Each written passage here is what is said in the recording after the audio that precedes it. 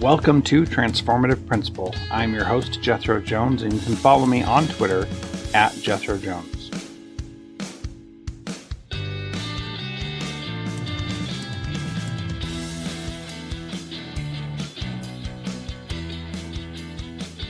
This episode is brought to you by John Catt Educational, a professional development publisher serving as the global leader in combining both research and practice in all materials.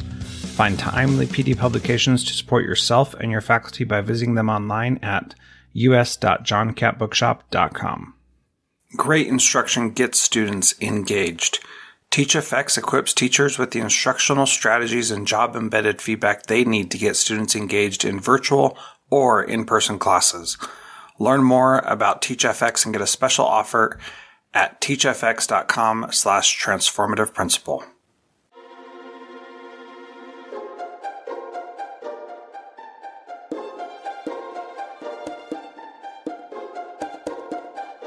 Welcome to Transformative Principal. I am excited to have David Shar on the program today.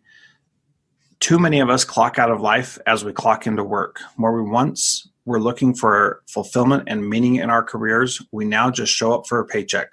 But what if we could change all that? What if we could reignite that passion in ourselves, in our coworkers, and our employees? Our guest today, David Shar, was happily managing his small ice cream parlor in Baltimore City when his employee came in with tears in her eyes. Her boyfriend had been shot multiple times, and she didn't know if he would survive. David tried to give her the day off, but she refused, telling David that she had to be at work. Work was her happy place. When David began his career, he had no idea how much of his crew of teenagers and young adults from the inner city would impact his view on work, life, and leadership. His experiences in the ice cream parlor led David on a journey of discovery to answer the question, what makes work one person's happy place and another person's purgatory? He discovered how organizations, through their leadership and culture, can create burnout-proof work environments that engage and inspire employees to be the best versions of themselves. He's the president of Illuminate PMC and the creator of the FTF Burnout-Proof Culture Model. David is a keynote speaker, consultant, and trainer specializing in helping organizations improve their leadership and culture, combat burnout, and design meaningful work. David combines decades of leadership experience with the latest psychological research to help attract, retain, and motivate top talent. David holds his bachelor's in human resource management from Colorado State University and his master's in industrial organizational psychology from the University of Maryland, College Park. He is a current doctoral candidate in business psychology at the Chicago School of Professional Psychology, where he is studying the interaction between meaningful work and burnout. But David is not your typical academic.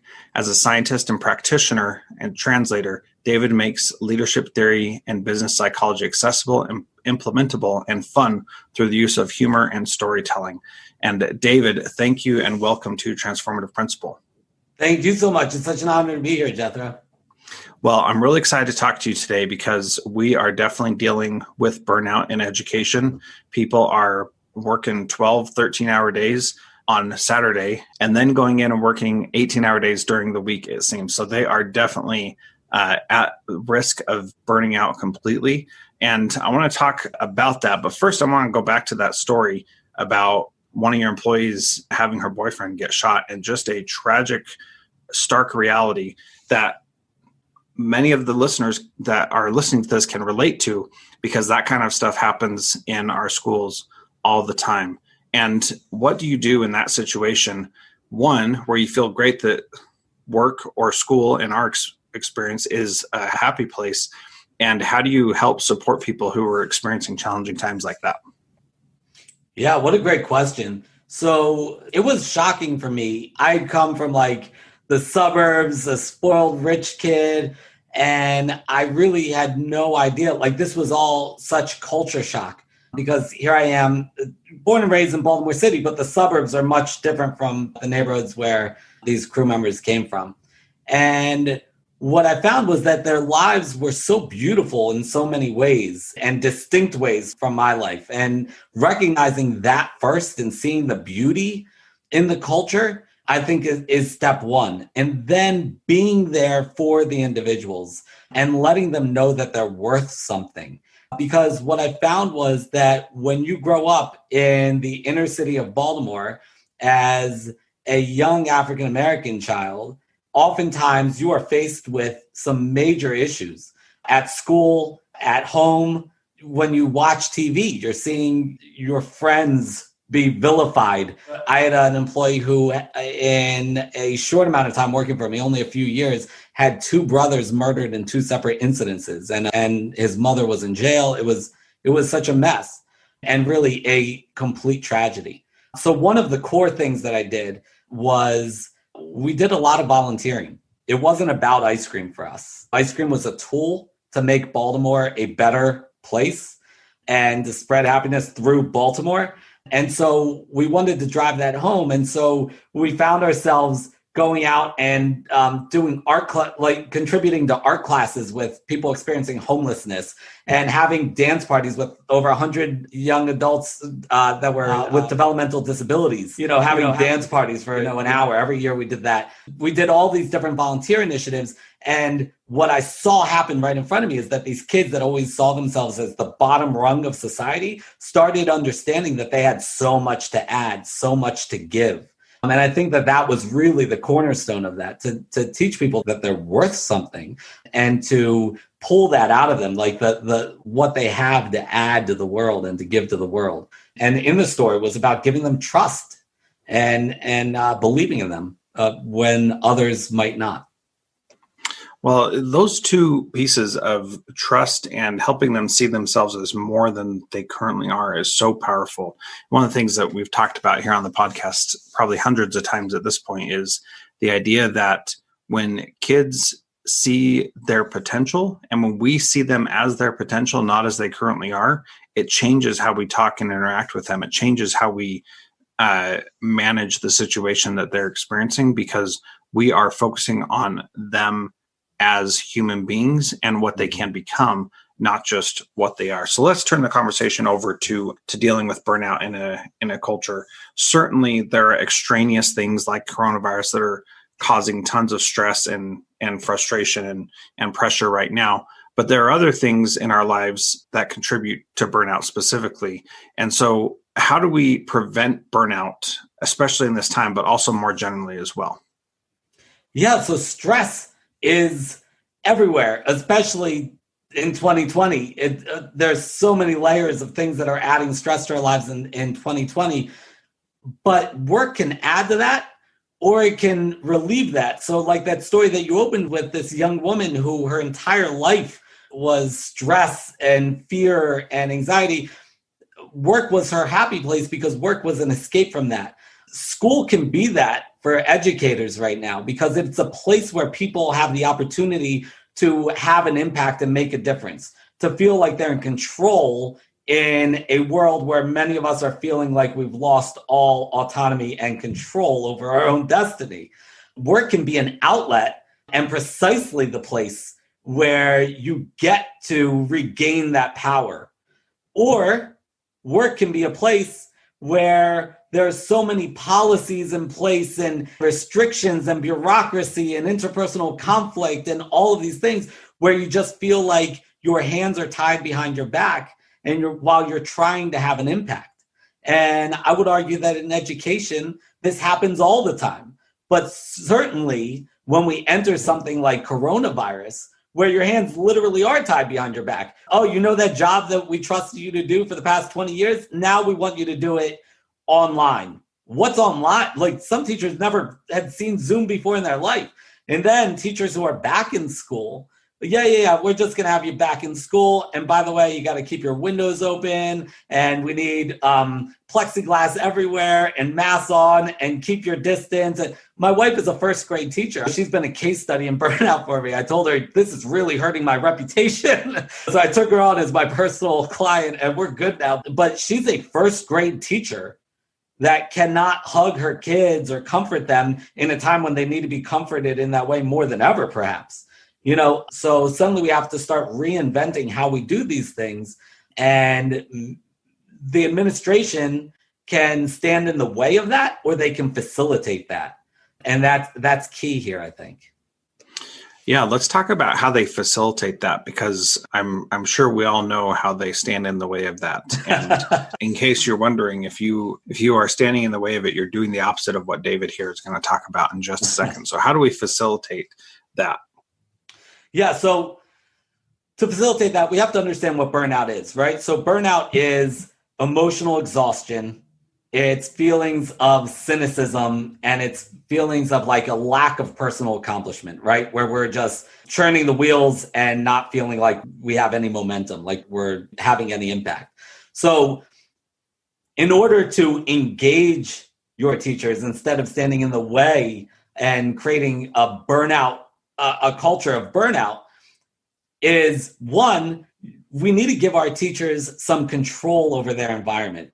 And that doesn't mean just the school, but now everything has changed and we need to give them some power in the situation. So when teachers come in and everything has already been figured out for them, and it's like, this is exactly how you're going to be teaching your classroom in this new environment, instead of collaboratively working with them to figure it out and to be there with them and let them be part of the process, then they feel helpless, like we all feel helpless now. I mean, when you are on some sort of trajectory, maybe it's within your profession, maybe it's something that you were planning on doing outside of your profession or relationship wise, and we're always on some sort of trajectory. And then burnout or COVID comes and like completely disrupts all of that. We suddenly feel completely out of control.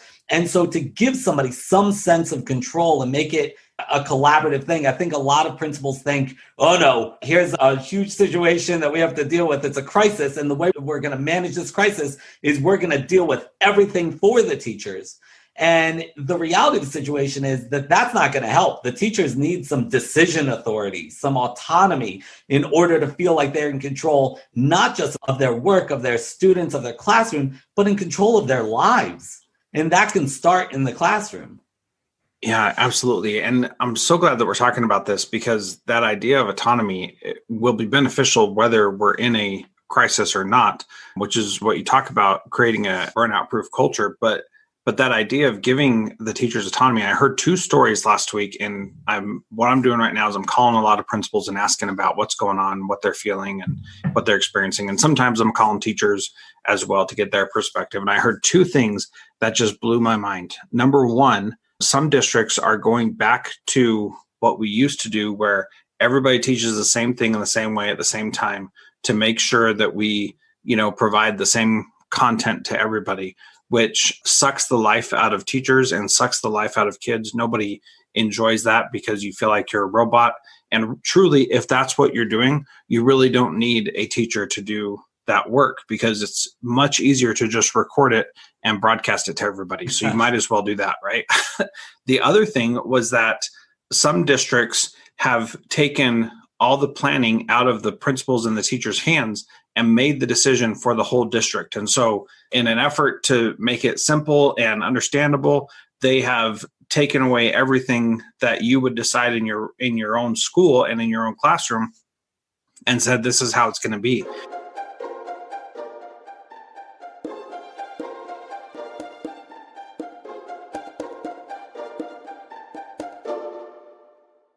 Educational supports high-quality teaching and learning by providing publications that are research-based, practical, and focused on the key topics proven essential in today's and tomorrow's schools.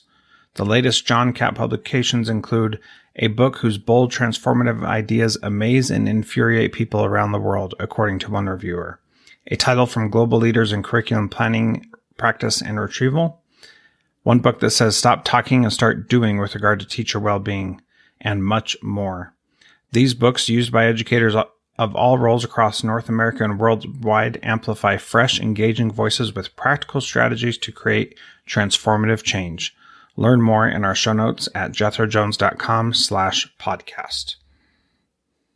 Every teacher is a new teacher.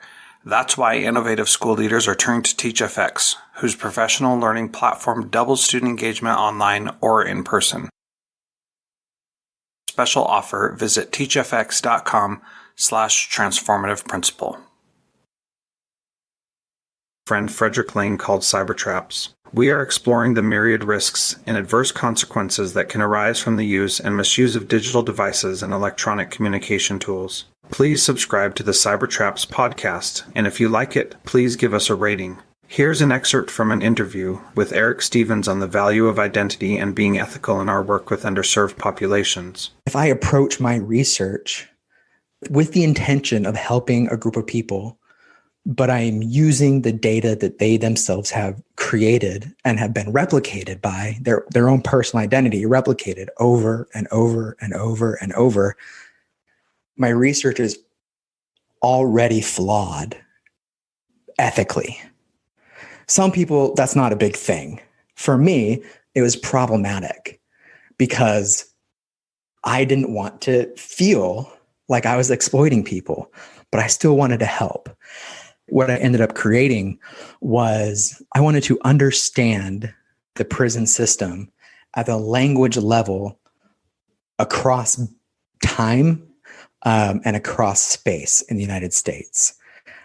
Basically, I wanted to understand if we send a person to prison, we're sending them to a correctional facility with correctional officers, and we give them handbooks to say, hey, this is what you should be doing. What I wanted to answer was at the language level with the technical documents that we hand to an inmate, what are we correcting them to?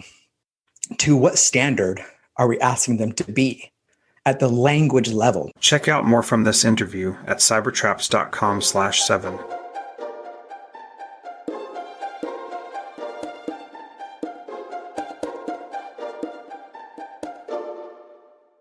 Anytime we say this is how it's going to be for everybody, we are eliminating support for a huge number of people. We're trying to shoot for the average, and nobody's average. Everybody is unique. And so that never works out how it should be. And giving people autonomy is just good practice, period. But especially now, in whatever way you can, finding ways to give autonomy is going to be helpful. Yeah, I completely agree with that. And to be able to manage your classroom right now in this moment in time, this is a time for innovation, right? Because it's like everything that we've been doing, everything that's been changing with our newer classrooms and the new models and where classes, I don't recognize classrooms when I walk into them today, meaning in 2019, right? We used to be desks in a row and that's it, and being talked at. And classrooms have been morphing from that, and they've been becoming so much more and so innovative. And now COVID hits, and we're right back to that when we are in the classroom, right? It's desks in a row because they have to be 4 to 6 feet apart, and they're all this stuff. But to not provide any autonomy to your teachers means that you are shutting down all of this innovation that could come out of this, that could really propel us forward beyond COVID, beyond 2020, in finding new innovative ways to teach. The other piece of this, by the way, is not just the decision authority and the autonomy, but support is so crucial as well to prevent burnout. And principals really need to be giving support to their employees. Support is interesting, though, because it comes in many different varieties. There's instrumental support, there's emotional support, but it can come in many different forms. And if it comes in the wrong form, it can really blow back on you. I had a recent conversation with a colleague about gift giving and how gift giving often can blow up in your face because it's a generic gift. And it's like, we really appreciate you, but the teacher doesn't feel appreciated. That's not going to help. That's going to hurt the situation more than anything. It's going to be like, really? I'm stressed out and you think I need a new stress ball? Like, how about you do your part, come into my classroom, help me out here? But that's what you find. There's principals everywhere sending their teachers stress balls because they're trying to show their support. They're trying to help, but it's backfiring on them. Yeah, that's just one great example of how that gift giving can backfire on you. And really it's about the intentionality of the gift, that if if a stress ball is a gag gift because we're so stressed we can barely breathe, then that could be accepted in a different way. But if it's like, hey, you look really stressed, and so I got you this stress ball, it's like, wait a minute. A stress ball is not going to help me when I'm working 15 hours a day. So I need something else. And one principal I talked to last week, she said that what she's doing is when she sees a teacher starting to exhibit signs of burnout, then she volunteers and says, I'm going to teach a lesson for you. When do you want me to do it? So that instead of it being like you look stressed, what can I do to help? Which I think is a horrible question to ask anytime. What can I do to help is, it puts all the onus on the other person and they have to come up with something and tell you what to do. And what she's doing is saying, it's not about me, it's about you. Here's what I think you need. When is a good time for me to do this? What do you want to give to me so that I can just take it off your plate? And if that teacher can find a time where, creating more lesson plans isn't going to be more work, that could also be the problem. Let me take over your math lesson and make sure you give me detailed lesson plans so I can actually do it. That's not going to help either. So finding out the right kind of support is very good. Will you talk just a little bit about instrumental support and mental support and the difference between the kinds of support? Sure. So I often talk about my first year of marriage where my wife came home and she was super stressed out and starts talking about her work and talking about the kids and all of those things. And I'm listening to her talk about all these things and I'm saying, okay, what can I do? Here's what I'm going to try to do, or here's what you should do, right? And that's very much instrumental support, jumping in to help. And my wife said, what are you doing? Stop talking. I'm talking. I'm like, what do you mean you're talking? I'm trying to help. And she said, you're not helping. I said, how is this not helping? She said, I just want you to listen. I want you to be there for me, to show me some emotional support. So fast forward a couple weeks, she comes home after another stressful day and she's talking about how all the stuff with the kids is really stressing her out on top of the school stuff. And I said, I hear you. Yeah, that is so tough. Tell me more about it. I'm so sorry that you're going through this. And she said, what are you doing? And I said, what do you mean, what am I doing? She said, I'm telling you about this so you could do something about our darn kids. And I said, what? I thought you just want me to listen. So I think both sides of that, the emotional support in terms of being there as a sounding board, being able to respect the space of people and know that they need some outlet, and let your teachers complain to you, right? Let them voice their concerns and talk about life with you. And at the same time, that instrumental support, which is so genius what you were saying with the principal who's going in and taking care of the lesson plan or teaching a lesson, provided, and all of this is so situational, it depends on the relationship. So some teachers might see their principal as like this threat, like there's the manager, right? The principal, I don't want the principal in my classroom. They're going to see all the behavior issues and all this stuff and see this mess. But if it works with the relationship with the teacher, now that's instrumental support to be able to jump in there and really help out. So a couple things on that. Have you seen the video called It's Not About the Nail? Yes, love it. Yeah, love it. One of my favorites. So good. There's a link to that in the show notes if you're listening and haven't seen that. Beautiful illustration of exactly what you're talking about. And it's so good. The second thing is what I did as a principal to help with that is I created these communication cards, which basically had little sentence frames like, I need to vent, or I need help solving a problem, or I have a storyline, or there's a crisis in my personal life going on. Ways to help teachers go to their principal and say, these are the problems that I'm having, and here's how I want you to respond. So basically, when you get the I need to vent card, it's a emotional support, and it tells the principal, this is how you need to act. So there's a link to those on the show notes as well, because anything you can do to help yourself in that situation is definitely really powerful. So those two resources I think would be good. And then anything else that you want to add about preventing burnout and how to support teachers so they're not feeling burned out when they already are? Yeah, I think it's really opening lines of communication. You cannot over communicate in a time like this. You really need to understand the full human. We like to think of ourselves as our work self and our home self. And if it existed before, it doesn't exist now, because we've got a million things going on in our lives that are intercrossed and interconnected.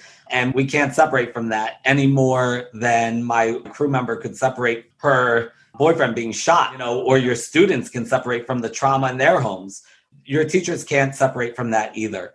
So you don't want to pry, and you don't want to be inappropriate in terms of where you take that direction. And some people are more private than others, but you want to listen. Being able to initiate and then just backing up and listening is so important. And by the way, if your teachers are online, it's so much more important and difficult because we take for granted the fact that outside of that virtual setting, when we are in the classroom, it's so easy. You're walking down the hall, you bump into the teacher and you say, "How's your mom? I know she wasn't feeling well," right? Now you need to do that purposefully because we're so worried about encroaching on people's time, which we have to be now too, and create boundaries and things like that. And that's why this gets complicated. However, you need to make time, put some time in your schedule to call your teachers and check in and just see how they are. Ask a leading question and back up and listen. Yeah, that is really good advice. And just last week, I put out this thing at jethrojones.com/watercooler with the idea of bringing back the water cooler experiences that you were just talking about and ways that principals can put that out there so that they have support and plans and strategies for doing that. And that's a really important thing. And if you don't do those things, it's so easy to get lost in all the other stuff that we need to do, but we really have to be intentional about taking that time to go and see how people are doing. And calling people on the phone is the number one thing, just pick up the phone and call people, because if you have to schedule a Zoom meeting, you're looking at each other, you can see the background. Maybe people aren't comfortable with that, but picking up the phone, we can handle that. And if the person doesn't want to talk to you, they can not answer, but then you can leave a really nice message designed to help them build up their day. Those are great ideas. The final question, David, is what is one thing that a principal can do this week to be a transformative principal and help prevent burnout? One thing, it's so difficult to think of one, but I would say in line of what we've been talking about, show some vulnerability. We know that in times of crisis, people look for strong leadership. They look for somebody who's going to have direction and be confident. However, they also need to know that it's okay to not have all the answers. You don't have to look further than your more tenured teachers, the people who have been there for 10, 20 years, who believe that they need to be the experts, that they need to be the tenured teachers, they need to have all the answers, and suddenly are feeling so vulnerable. And seeing that vulnerability in their principal is so valuable for them as modeling that it is okay to not have all the answers in this time. That is okay to be human and authentic in this time, that this is new for everyone. So what a principal could do this week is to communicate that with their staff, to communicate that with their teachers and let them know hey, I know this is tough. What do you think about X, Y, and Z? Because I'm really struggling in figuring out where we go from here or how we handle this. What are your ideas? I know this is new for everybody and we're all kind of struggling to figure it out. Yeah, very, very good. Thank you so much, David. Links to David's website, which is illuminatepmc.com, and stuff that we talked about, the communication cards, the water cooler stuff, the It's Not About the Nail video. Those are all at jethrojones.com/podcast/episode 384. So once again, David, thank you for being part of Transformative Principal today. Thank you.